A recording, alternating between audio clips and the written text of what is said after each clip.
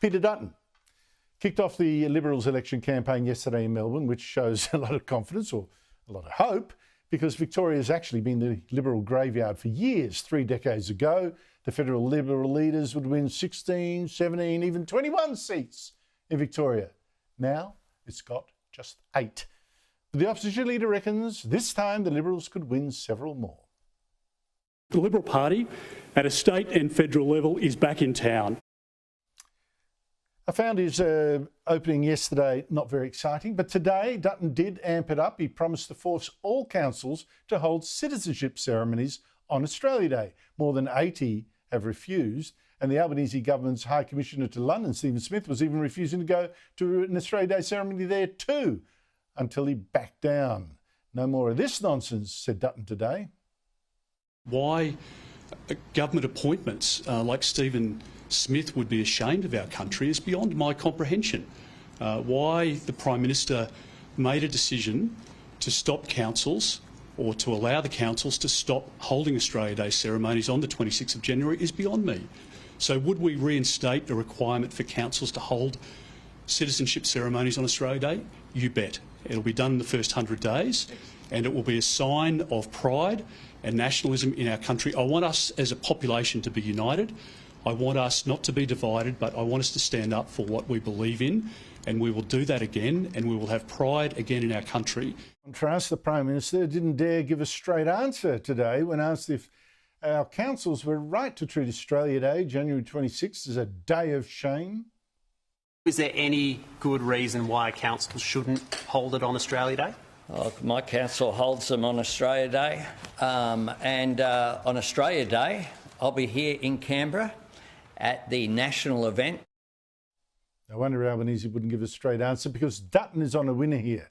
A new poll commissioned by the Institute for Public Affairs shows a big shift to support for Australia Day on January 26. Now, 69% of Australians polled support that date, which is up 6% from last year. Joining me is the panel, former Victorian Liberal Premier Jeff Kennett, one of the very best, and former Victorian Labor Minister Phil Dalidakis.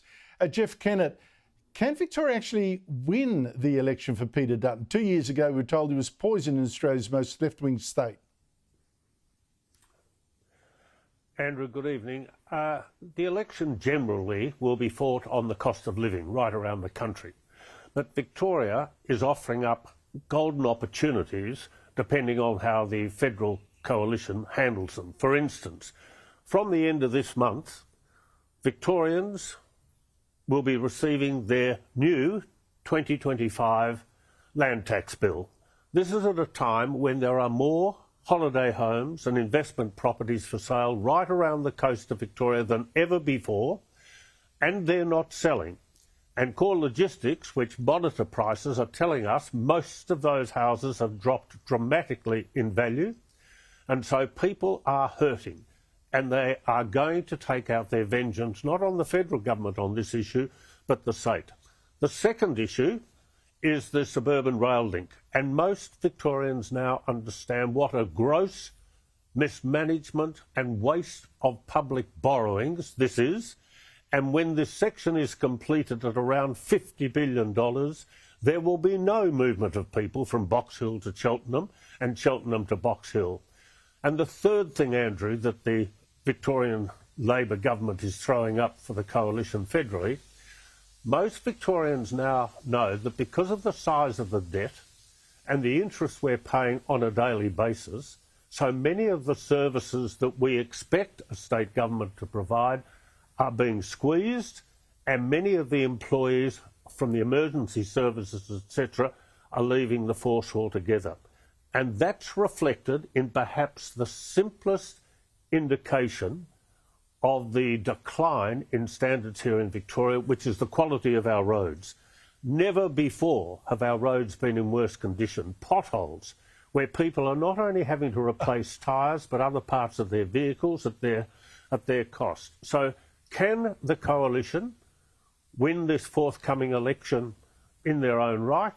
I think they can. Will they pick up extra seats here in Victoria? Yes, I think they will. And can I just make this point? This federal election is going to give so many Victorians the opportunity to actually have a referendum and send a message to Spring Street that we've had a gutful. And we simply can't afford for our local government to continue with the policies that they've currently got in place. So, can it happen? I'm glad yes, you mentioned it can. the potholes, and I think Jeff. Victoria. Well, I'm glad I did mention the potholes. Why have you? Two tyres. Yeah, 2 tyres in 1 year. Phil Dalidakis, what do you think? Could Labor lose the election in Victoria, which would be an amazing turnaround? Federally? Yeah, federally. Yeah, I think Jeff started drinking his scotch a little bit early. I think Victoria continues to be a very strong Labor ground for the government. I don't see that significantly changing. There will, of course, be a number of seats that will be of greater interest this election than previous elections. You know, I'm here to name names. Aston and Chisholm, probably the 2 seats that are most at risk, given that Higgins has been abolished under the AEC redistribution. Beyond that, I think the coalition is drinking the Kool-Aid if they think that there are a lot more seats beyond that here in Victoria that they are able to compete seriously with. Well, I don't think you should be having a shot at Scotch drinkers like Jeff and I who swap Scotch tips. Yeah. So anyway, but Jeffrey... And it's all that's left for us. But he's got his head in the sand. He's obviously not talking to the public. He's not hearing the pain. He's not driving his wife's car into the potholes that you then have to pay for. So have no worry, Phil. You're on the way up, my friend, and you're on the way up because your own government here is so incompetent. Well, Jeffrey, Phil, I love sparring with you, but in all honesty, I think that there's a whole lot you just said, and you don't know my wife, and if you did, you'd realise how incorrect that statement was. Oh, well, she misses the potholes. I'm not sure what he said that was incorrect, but anyway. Jeffrey, I thought Peter Dutton's launch yesterday missed a bit of buzz for something that was sort of sold as an unofficial campaign launch. But today he did promise to force councils to hold citizenship ceremonies on Australia Day, January 26. I tell you what, Victorian councils are the worst. At least 30 of the state's 79 councils banned Australia Day citizenship ceremonies this year. Is Peter Dutton right to ban the ban? Yes, I think he is. But, Andrew, don't forget, councils in Victoria and in every other state are a creature of the state governments, right? They're legislated through the state governments. And if I was in office at the moment, I would simply say to those councils, if you're denying new Australians to take out their citizenship on the 26th, that is a very strong argument for another round of amalgamations. I am so tired of so many of these councils now taking upon themselves responsibilities for which they have absolutely no responsibility.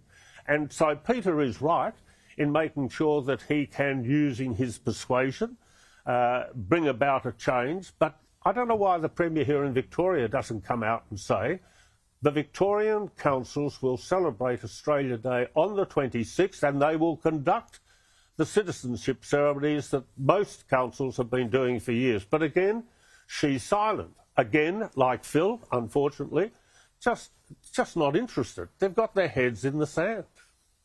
Well, can I have a chance to respond to that, Andrew?